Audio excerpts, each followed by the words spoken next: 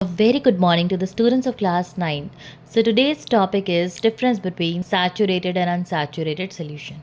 See, saturated solution basically means a solution in which no more solute can dissolve at a particular temperature.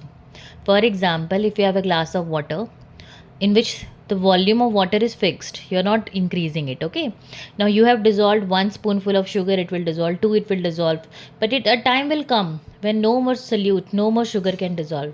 So that means it has become saturated. Unsaturated का मतलब क्या होता है?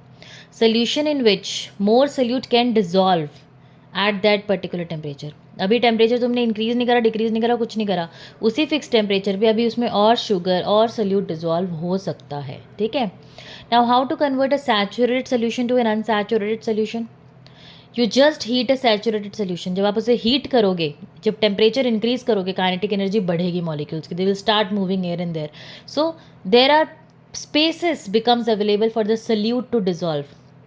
तो temperature increase करने पे saturated solution जो है वो अनसैचुरेटेड बन जाता है.